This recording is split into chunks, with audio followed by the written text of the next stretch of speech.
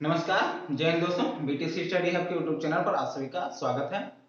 दोस्तों, आज के जो है बाल विकास के लिए आपको जो है मनोज सर आपको पढ़ाएंगे, क्योंकि हर विषय के लिए जो है मैं उपलब्ध नहीं हो पा रहा था, तो इसलिए जो है मनोज सर को चाइल्ड डेवलपमेंट पढ़ाने के लिए मैं कहा, तो उन्होंने वो तैयार हो गए हैं। तो आपको आज से जो है कोशिश यही रहेगी कि आपको प्रतिदिन चाइल्ड डेवलपमेंट से बराबर जो आपके लिए इम्पोर्टेंट है, जो सीटेट का एग्जाम होने वाला है उसमें जो इम्पोर्टेंट है उसके लिए जो है मनोज सर आपको आज से गाइड करेंगे। और कोशिश यही रहेगी इनकी कि जो इसमें आपके इम्पोर्टेंट रहेंगे वही पढ़ाया जाएगा, अन्य चीजें भी रहेंगी लेकिन जब समय मिलेगा तो उस पर पढ़ा दिया जाएगा। लेकिन जो 16 तारीख से जो एग्जाम शुरू हो रहा है उसके लिहाज से जो आपके लिए बेहद इंपॉर्टेंट है, जहां से सबसे ज्यादा प्रश्न बनते हैं, उसको जो है ये आपको बताएंगे।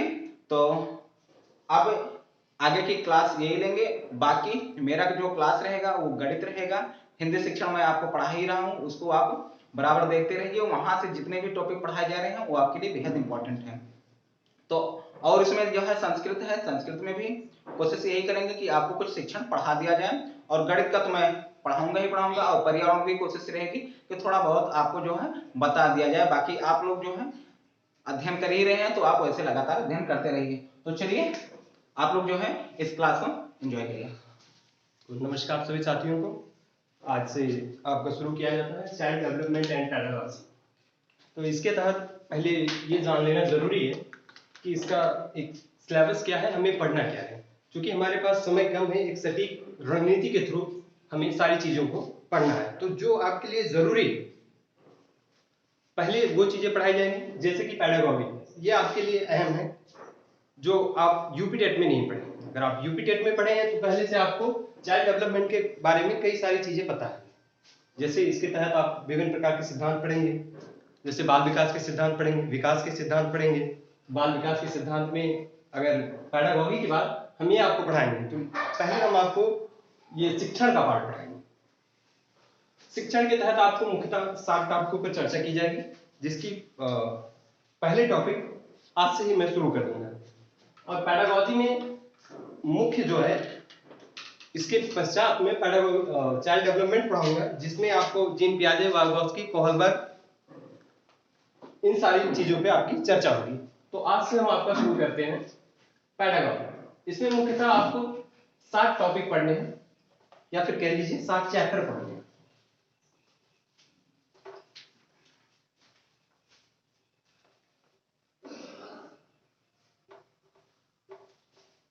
एक एक टॉपिक उठाया जाएगा और एक क्रम से आपको सारी चीजें क्लियर हो जाएंगी, टू द पॉइंट। तो इसका पहला टॉपिक है बच्चे सीखते कैसे। एक बार सिलेबस जान लें, पुनः एक एक टॉपिक उठाया जाएगा और एक एक टॉपिक के थ्रू आपको पूरा क्लियर कर दिया जाएगा, आपके 7 चैप्टर या 7 टॉपिक। तो पहला टॉपिक आपका बच्चे सीखते कैसे हैं, बच्चे सोचते कैसे हैं,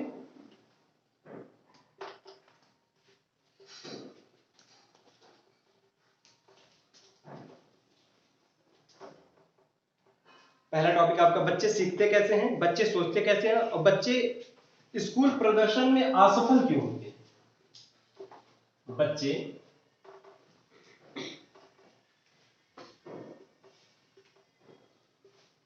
स्कूल प्रदर्शन में असफल क्यों, यह आपका पहला टॉपिक है। आपका दूसरा टॉपिक हो जाएगा बच्चा एक वैज्ञानिक के रूप में। बच्चा एक वैज्ञानिक एवं समस्या समाधानकर्ता के रूप में, समस्या समाधानकर्ता के रूप में।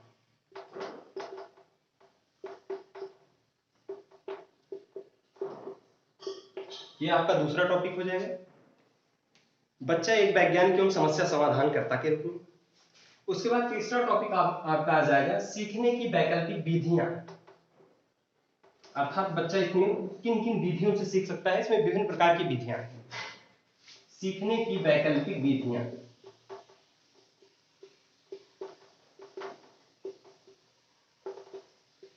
यह आपका तीसरा टॉपिक हो जाएगा। तीसरा टॉपिक आपका सीखने की वैकल्पिक विधियां। और चौथा टॉपिक आपका आ जाएगा अधिगम को प्रभावित करने वाले कारक। अधिगम को प्रभावित करने वाले कारक। इसमें आपको दो चीजें पढ़नी पड़ेंगी, एक निजी कारक, एक बाह्य कारक। अधिगम को प्रभावित करने वाले कारक में एक निजी कारक हो जाएगा और दूसरा बाह्य।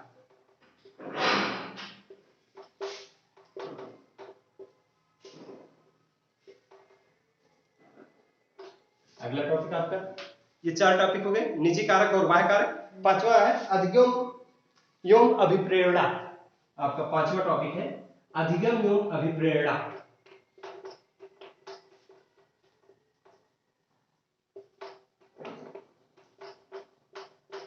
यह आपका पांचवा टॉपिक हो जाएगा।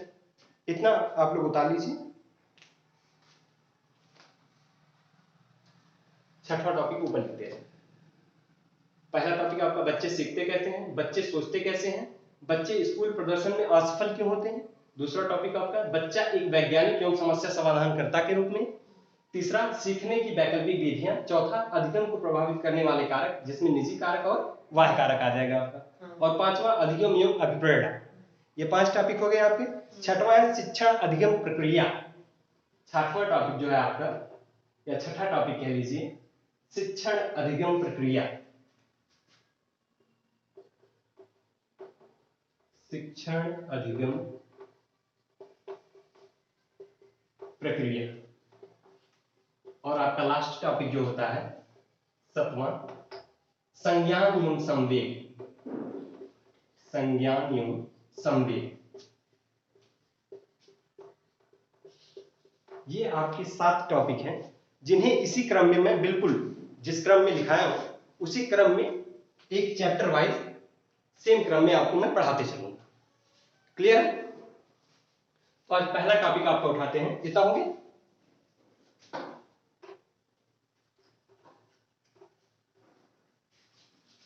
तो आपका पहला टॉपिक उठाते हैं, बच्चे सीखते कैसे। आपका पहला टॉपिक हो जाएगा बच्चे सीखते कैसे हैं।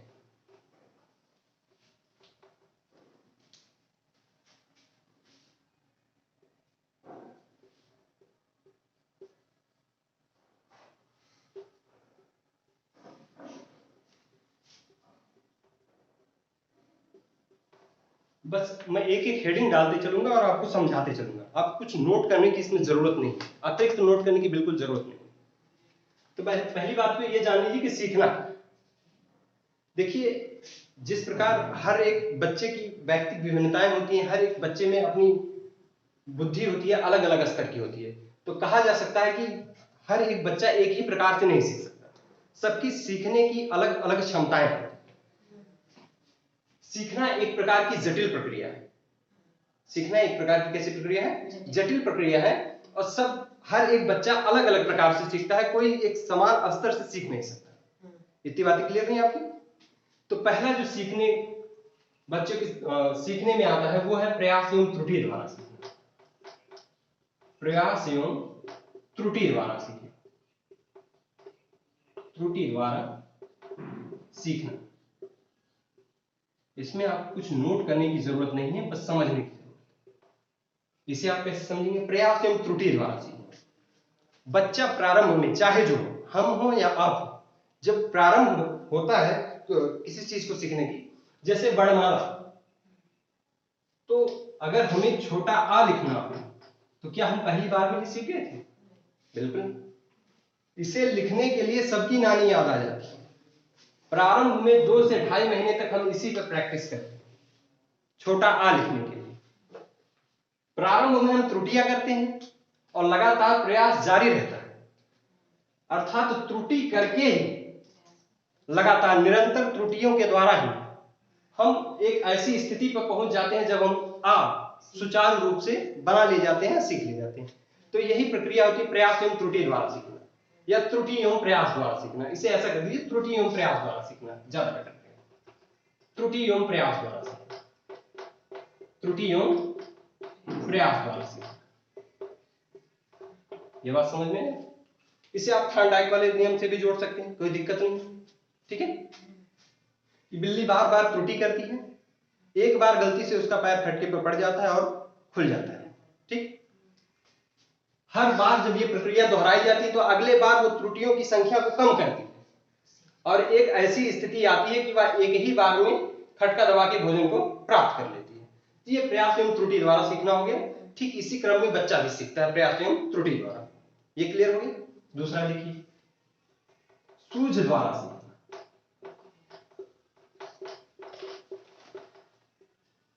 इसे आप कोहलर के नियम से ले सकते हैं। अचानक ही समस्या का समाधान ढूंढ लेना या अचानक ही समस्या का हल ढूंढ लेना सूझ द्वारा सीखना कहलाता है। बात समझ में? जैसे सूझ द्वारा सीखने में आप एग्जाम्पल कैसे दे सकते हैं, या कुछ इसे इस प्रकार समझिए, एक बालक है जिसे 5 तक का पहाड़ा आता है, सिर्फ 5 तक पहाड़ा आता है, और आपने उसे गुणा करने के दे दिया 6 गुणे 5 का। अब वो परेशान, बालक को पहाड़ा तो सिर्फ 5 तक का आता है, लेकिन आपने गुणा किसका दे दिया? 6 गुणे 5 का। लेकिन अचानक ही उसके मन में यह तर्क आए, विचार आए, हमें 6 का पहाड़ा तो याद नहीं है, लेकिन हमें 5 का पहाड़ा याद। ये कुछ उल्टा हो गया, ऐसे नहीं होता।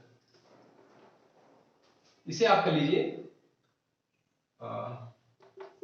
6 गुणे 5 के लिए कोई दिक्कत नहीं चलेगा। बालक को पहाड़ा सिर्फ कहां तक का याद है? 5 तक का याद है, और आपने पूछ किसका लिया? 6 का। आपने कुछ इस रूप में दे दिया, बस ऊपर नीचे कर देना इसको। अब बालक अचानक तर्क में आया कि अगर हम कुछ इस प्रकार कर दे कि 5 का पहाड़ा भी हम 6 बार पढ़ दें तब भी हमारा उत्तर उतना ही आएगा।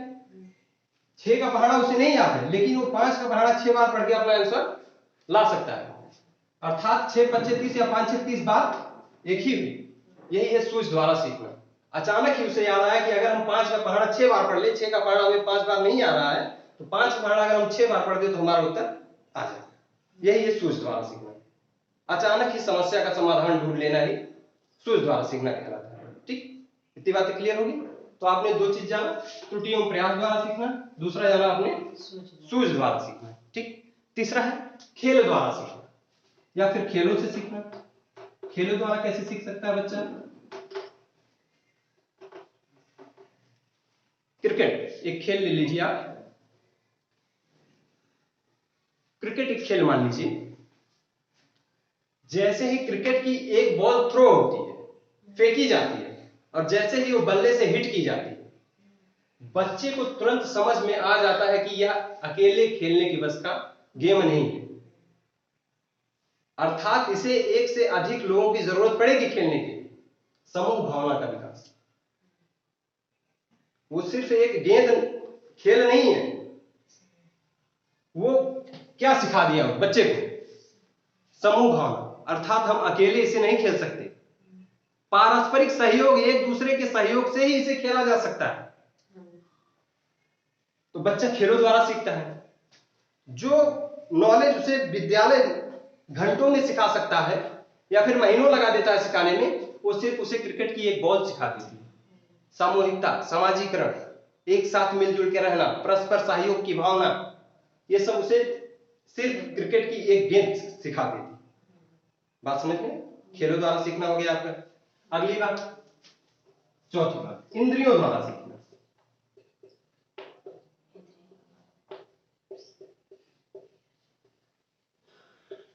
आप कहेंगे इंद्रियों द्वारा कैसे सीख सकता है बच्चा? मान लीजिए एक नन्हा बालक और उसके सामने एक दीपक जल रहा है। आप 1000 बार मना करेंगे कि बेटा उसे मत छूना, जल जाओगे, उसे मत छूना, जल जाओगे, वो कतई नहीं मानेगा। वो पक्का छुएगा उसको, और जब एक बार छू लेगा तो दोबारा जिंदगी भर नहीं छुएगा। यह है इंद्रियों द्वारा सीखना।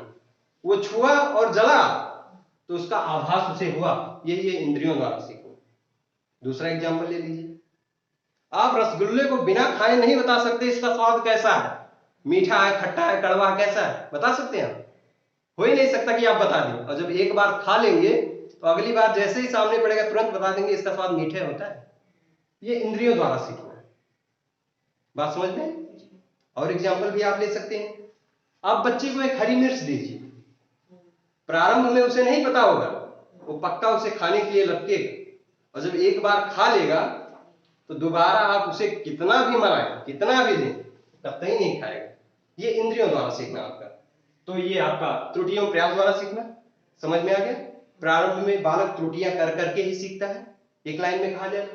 सूझ द्वारा सीखना, अचानक की समस्या का हल ढूंढ लेना, सूझ द्वारा सीखना। खेलों द्वारा सीखना, ठीक। अगला है इंद्रियों द्वारा सीखना। इतनी बात तो समझ में आ गई आपकी। अगला अनुकरण द्वारा सीखना। इससे तो आप लोग भली भांति परिचित हैं कि अनुकरण द्वारा बच्चा कैसे सीखता है।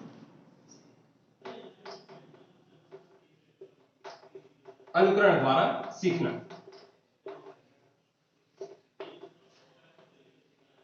यह आपका चौथा पांचवा जो भी हो। अनुकरण द्वारा बच्चा कैसे सीखता है? मान लीजिए एक बच्चा है, उसके माता पिता या फिर पिता हर दिन धूम्रपान करता है, बच्चा उससे क्या सीखेगा? हर दिन धूम्रपान करता है और सामने वाले को अभद्र शब्दों से संबोधित करता है, तो जाहिर सी बात है बच्चा अनुकरण द्वारा सीखता है। उन्हीं का सुनकर वो उन्हीं का अनुकरण करेगा और उसी शब्द में अगले से बात करेगा। ये अनुकरण द्वारा सीखना। अभद्र शब्द उसके सामने प्रकट किया जाएगा तो अभद्र शब्द सीखेगा, आदर्श शब्द उसके सामने प्रकट किया जाएगा तो वो आदर्श शब्द सीखेगा। ये अनुकरण द्वारा सीखना है। और बाल्यावस्था में, खासकर शैशवावस्था में, ये अनुकरण की प्रवृत्ति सबसे ज्यादा तीव्र होती है। बच्चा अनुकरण द्वारा ही सीखता है। अनुकरण का मतलब उनका सुनकर, उनके व्यवहार को देखकर ठीक उसी प्रकार बोलना या उसी प्रकार का व्यवहार प्रकट करना। बात समझ में आ गई? अनुकरण द्वारा सीखना, ठीक। अगला देखिए, प्रभाव द्वारा सीखना। ये थोड़ा मजेदार है। प्रभाव द्वारा सीखना,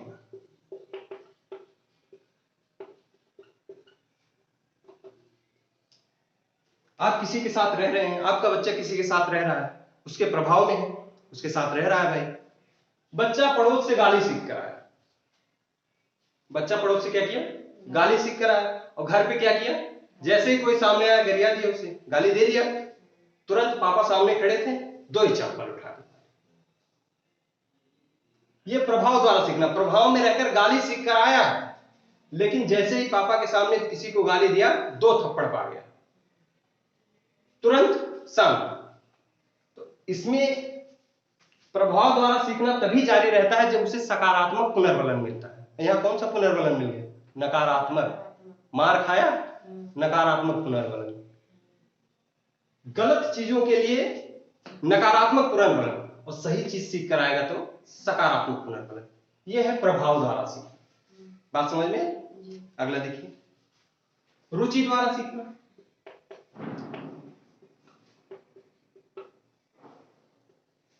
बच्चे की रुचि है बायो पढ़ने में, और आप उसे लठिया रहे हैं, कह रहे हैं मैथ पढ़, मैथ पढ़, पढ़ेगा? नहीं पढ़ेगा। पढ़ेगा भी तो कोटा पूर्ति के लिए। यह है रुचि द्वारा सीखना। बच्चे का जिस क्षेत्र में रुचि होता है वह उसमें बेहतर तरीके से सीखता है। यह रुचि द्वारा सीखना हो गया। और जब रुचि होगी तभी किसी चीज में जिज्ञासा होगी, जानने के लिए उत्सुक होगा, तो जिज्ञासा द्वारा सीखना हो जाएगा आपका। अगला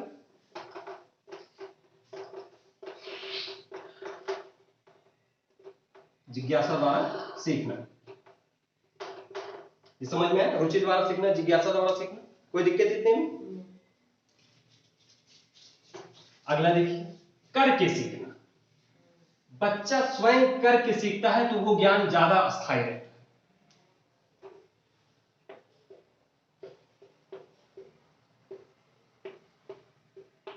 करके सीखना, जैसे कोई चीज बना रहा है, कोई प्रोजेक्ट बना रहा है, कोई मॉडल तैयार कर रहा है, विद्यालय से उसे प्रोजेक्ट कार्य मिल रहा है, तो जो बच्चा स्वयं उसे करके सीखेगा तो वो बेहतर तरीके से सीख पाएगा। ठीक, ये करके सीखना आपका हो गया। अगला देखिए, अनुकूलन द्वारा सीखना भी इसी के तहत आ जाएगा आपका। अनुकरण हो गया आपका। तो ये मुख्य 8-10 विधियां जो रही आपकी, ये बच्चा कैसे सीखता है इसके तहत आ गया आपका। इतना क्लियर है आपका? प्रयास एवं त्रुटि द्वारा सीखना, ठीक, सूझ द्वारा सीखना, अनुबंधन द्वारा सीखना। अनुबंधन द्वारा सीखना कैसे? पूर्व ज्ञान से जोड़कर। एक और देख लीजिए, अनुबंधन द्वारा सीखना। अनुबंधन द्वारा सीखना। सीटेट बहुत ही आसान है, बस एक बार आप अगर कॉन्सेप्ट पकड़ ले गए तो आपको कोई दिक्कत नहीं होगी। अनुबंधन द्वारा सीखना क्या होता है? बच्चे को कुछ नया सिखाने के लिए उसके पूर्व ज्ञान का प्रयोग कीजिए, अर्थात उसे जोड़िए उसके पूर्व ज्ञान से। जैसे आपको आ पढ़ाना है तो बच्चे का पूर्व ज्ञान है आम, आम को जोड़िए आपस, अर्थात उसके पूर्व ज्ञान का प्रयोग करके ही उसे नया ज्ञान प्रदान करना अनुबंधन द्वारा सीखना कहलाता है। क्लियर?